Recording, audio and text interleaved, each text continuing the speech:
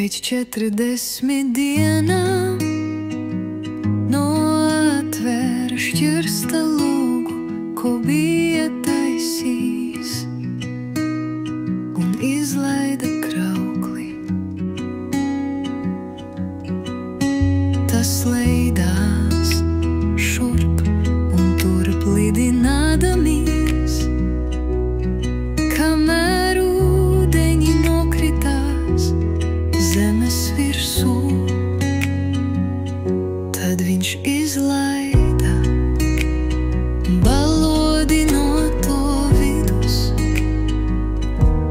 kas bija ar viņu šķirstā, lai vērotu,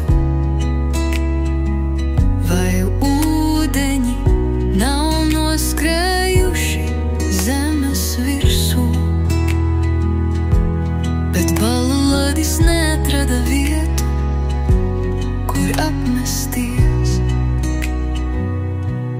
un atgriezās šķirstā pie viņa, jo ūdeņi vēl bija pār visu zemi.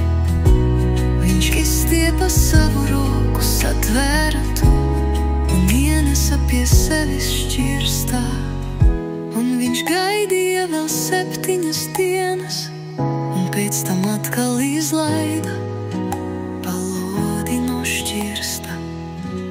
Tad balodis atgriezās ap vakara laiku, un redzi noplūkta olīvas lapa bija viņa knabī, un no tūdaļ noprata, ka ūdeņi zemes virsū bija noskrējuši. Tad viņš gaidīja vēl nākošās 7 dienas un izlaida